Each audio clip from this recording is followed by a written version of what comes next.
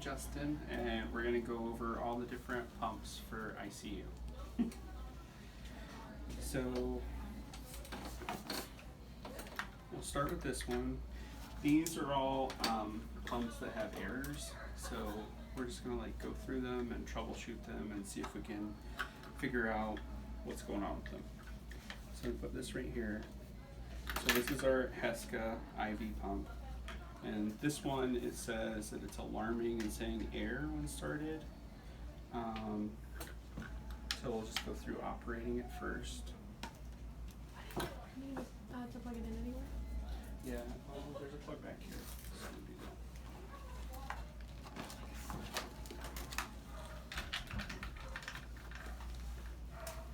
that. Does anyone like not know how to use a pump at all? Okay. Thanks. Don't tie me down. There we go. Oh shoot.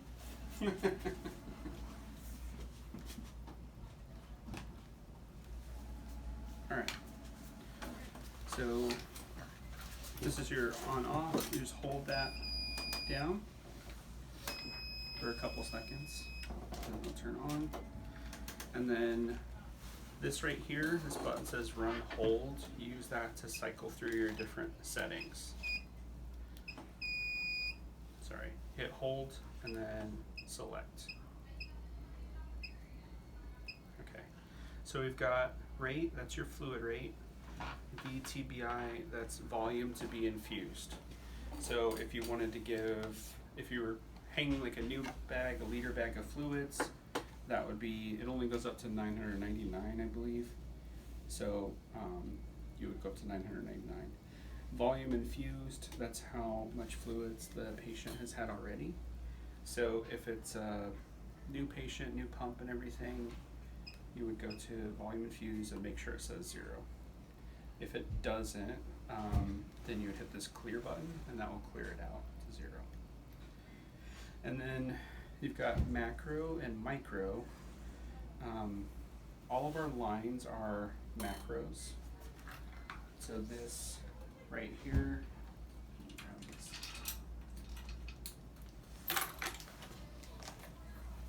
so this is a macro line.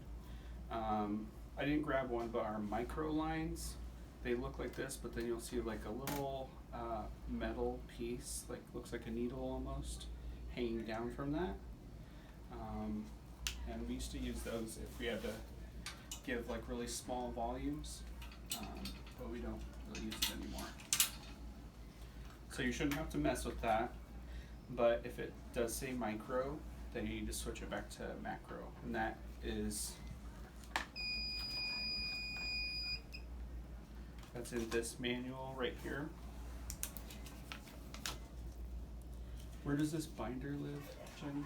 In the pharmacy, under the in the cabinet. Okay. So you can always find this binder in pharmacy. This is our pump repair log. This has in the front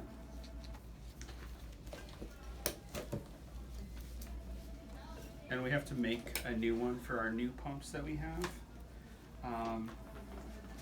But you can see it has the serial numbers for all of our pumps.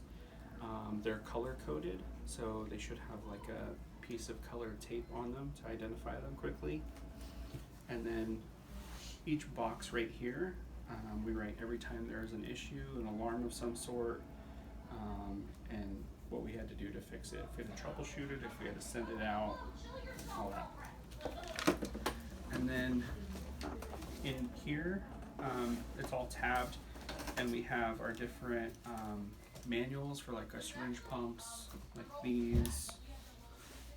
So if you need to like look at something in detail, you can go in here and take a look at it.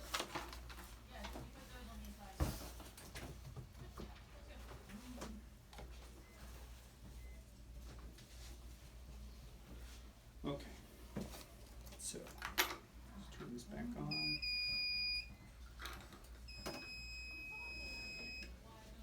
This 10/P, TPN, and time we never really use, so I don't really know a whole lot about that. For these pumps, if you're loading a line in here, you push this button right here, and that will bring this open, and then it gives you an arrow. It tells you which way you're flowing. So you're going to take the top where you're starting, you're going to feed it in that direction, and then you want to make sure it's secure in all the way, or else this will like pinch down and clamp your line. Once you close this, it automatically clamps your line. It's just like if you were using this. So then you can open this and nothing should flow. If you, I've seen this happen a couple times, if you load it in the other way, if you go this way, you can actually pull the patient's blood from them through the line. So you have to be very careful and make sure you're loading the right way. So let's say we wanted to set our rate to like 50 mils an hour for a patient. So we're on hold right now. You go select until you get to rate. And then if you hold this down, it'll start moving faster. And it just continues to speed up until you let go. So that's 50. And then let's say we wanted it to infuse like 100 mLs. So volume to be infused. Drop that down to 100. And select volume infused is 0. And then you would hit run. And I'm just going to do it real quick. When you hit run, you see that animation. That's how you know that this pump is running. So turn that off. And I'm just going to go through like the common error codes that you'll see and what they mean. And these are all in this manual too. So the first troubleshooting thing on here is if this door won't open, or it's like really slow to open. Sometimes corrosion and buildup can accumulate in here, and then you want to just like clean it. I'll just take like alcohol and then like cotton swabs and just like wipe it down. If this is really bad, you can take like a toothbrush to get some of that stuff off of there. And then, so the most common error you'll see is air. If you see this says air, usually that means it's detected an air bubble in here. So you need to stop your pump, take a look at this, open this up, and if you see air in there, you need to bleed that before it gets to the patient. If there's enough air in the line and it goes IV into your patient, it could cause an embolus, and they could have complications from that. So you have to be careful. The next thing is if you start your pump and the door is open, it'll alarm. It'll say door open. If it says FIN, that's short for finished. That means like your volume to infuse has completed, and you need to either change to a different rate or continue. Let's see. We'll see high pressure a lot. A lot of times, if this was clamped off, or one of these were kinked, or if they're kinked down at their catheter T-port, then it's not going to be able to push, and it'll alarm high pressure. So you just need to investigate like all your clamps areas, and then check the catheter and make sure it's good. If you push hold and you leave your pump unattended, it will alarm. It will say push run. Let's see what else. Sometimes it will say low battery. Usually that happens if it's not plugged in. The battery, I'm not sure exactly how long they last unplugged, but it'll alarm after a while, and you just need to plug it in If it still alarms like that when it's plugged in, usually it's like the battery needs to be replaced. So, and Jenny has done that before. I haven't had to do that before, but we basically just order the battery for it, and I think it's a pretty straightforward process, right? Yeah. And then we just swap that out and we're good. See.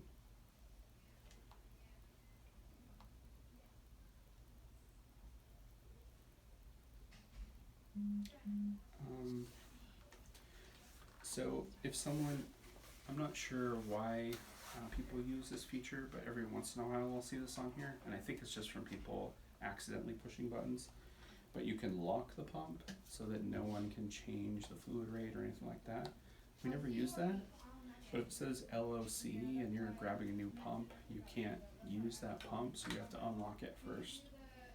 That is in here, and it says to deactivate it, you're gonna push the up and down at the same time while the pump is running, and then it will say LOC off, and then you can use it as normal.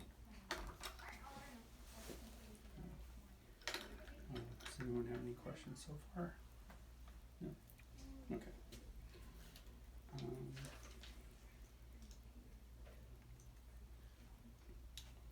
For our maintenance,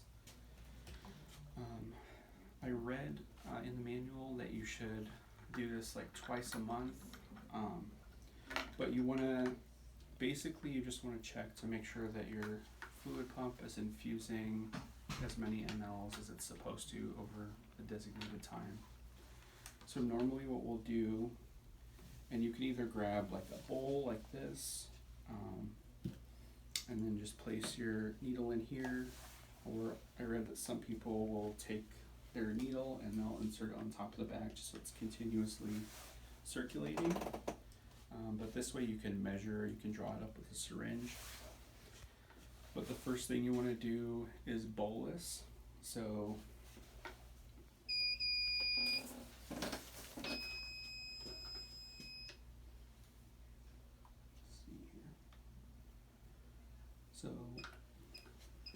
since we're going to bolus, we want our rate as high as we can get it, which should be 999.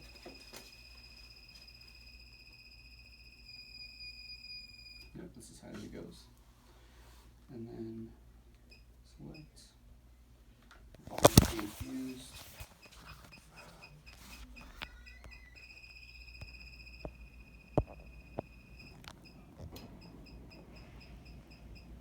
We'll do like 20 mLs.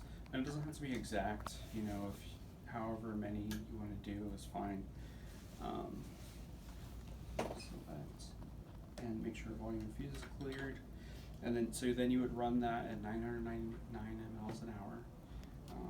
And then once it completed, you want to make sure that, usually I'll draw it up with a syringe and make sure that it pushed the amount that it was supposed to. And I have like 20 mLs or whatever in there. And then you do the same thing. You could do like 100 mLs an hour, and then do the same amount, like 20 mLs, and make sure over like a slower period that it's pushing enough. And that's pretty much it. And then we want to keep our pumps clean and dry. Just wipe it down.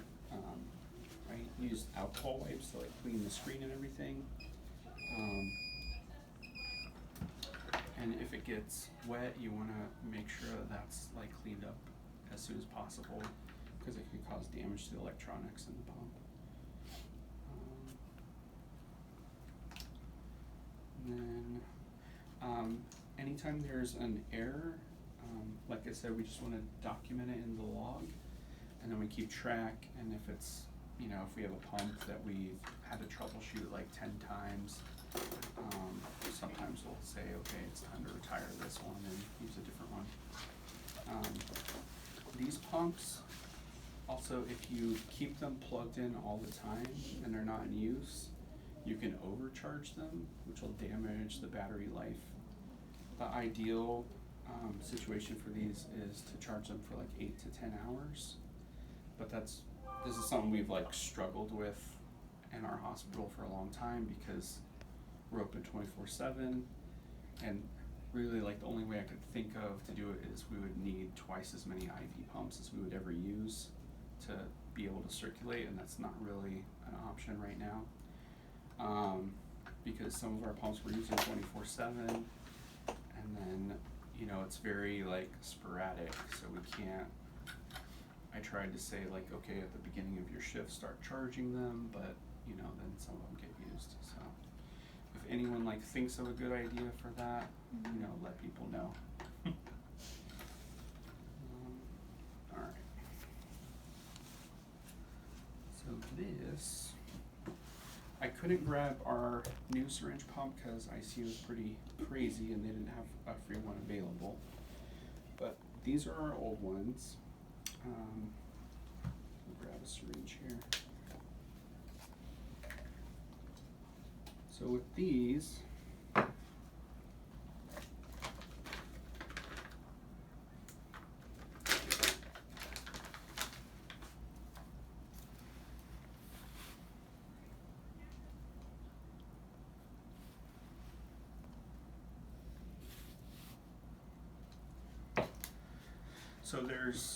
when you're installing a new syringe on these pumps, there's like 3 key points or areas. If you push this and hold it in, that lets you pull this back. And then this lifts up and this will rotates 360 degrees. And then there is a piece right here, and that is where the wing from your syringe goes into. So first thing you're going to do, you're going to pull this back, and then you're going to lift this up, turn it around, and it will rest right there. And then you're going to take your syringe, and you have your wings on both sides, and you're going to take one wing, and you are going to insert it here, and you hear that click. It just kind of sits in there. And then you're going to take this part. This will secure your syringe into place. And then you squeeze this again, push it in. Be careful not to push so hard that you're pushing fluid out. And then there's 2 little arms that connect. So you just let go, and those sit into place. And now you're ready to use this. And then you don't have to use this, but you can. This is just to secure your line better. You can kind of feed it through there like that. But if it's like a thicker line like this, it could kink it. So you just have to be careful. And then on this pump, this one has an error, so we'll see if it turns on. You just hold the power for a couple seconds, just like that one. It does a self-test when it powers up. You've got your battery life down there when it loads. And then here's your default protocol screen. So you can set it on mLs per hour if you're doing something continuous like fentanyl. The second option is volume over time. So if you're doing like an IV antibiotic injection, you can set your volume in mLs and then the time that you want to get it to be given over. And the last one is recall last settings. So if you had to walk your dog and you turned your pump off, you should be able to hit that and pull up your last saved settings. So we'll just go to volume over time. So you hit the number 2 button. And then it wants to know what kind of syringe this is. So this is, you've got BD, Monoject, and Terumo. This is Monoject, so 2. And then it recognizes what size that syringe is automatically. And then these little tabs down here are these buttons if you need to select those. So enter. And then right here it says enter volume to infuse. So let's say 10 mLs. And then this is if you need to clear, if you made a mistake, backspace, then enter. We'll hit enter.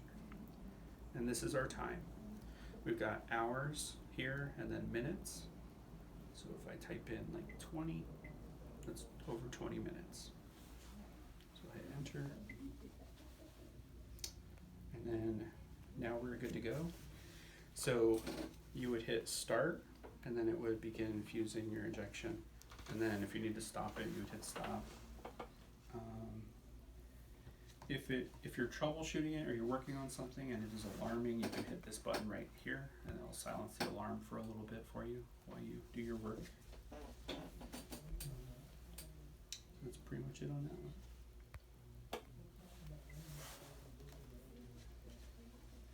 Alright. Are the newer pumps pretty similar as far as The new syringe pumps? syringe pumps? Yeah. Yeah, Okay. yeah, they might have like a couple of different features, but they're pretty close. Okay.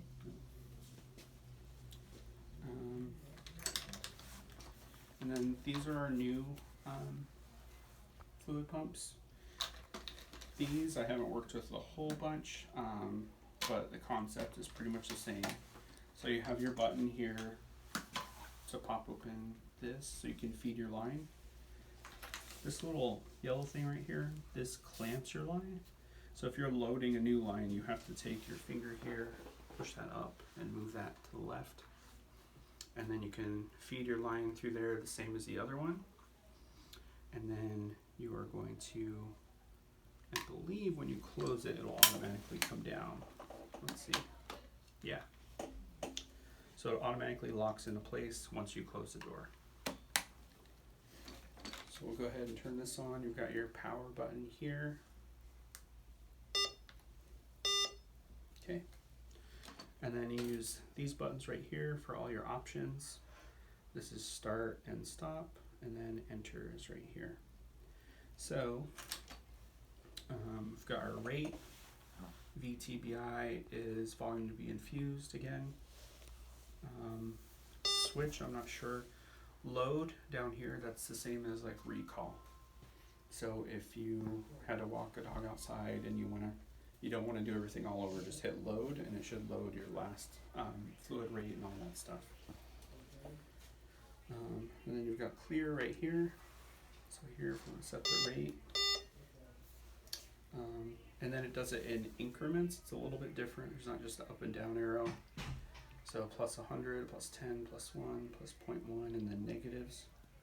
So let's say we want to set it on 50 again. Just hit plus 10 a few times.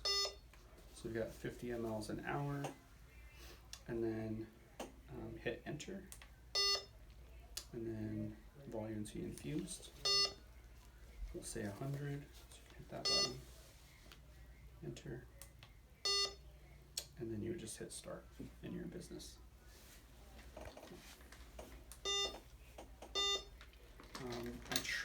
I looked online, I tried to find a tech manual for this one for troubleshooting and repair. I couldn't find anything online. I looked for a really long time. They had like a quick start short reference guide, but that was pretty much it. So, but we'll keep working on that, see if we can find some information. So shall we start going through some pumps? Sounds good. Okay. This one said it had, let's see. It says biomed failure, but it did not have the error when we powered it up. So we'll go to the next one. Set that in here.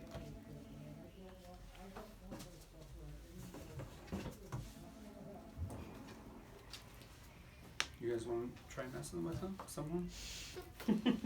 Well, close enough, but I don't know what to do. I'll come right here. Alright, so that one says biomed error. Cool beans. So go ahead and turn it on. Yeah, you can move that. Nice. Oh. Oh my gosh, I didn't realize I couldn't see the screen when you were showing me.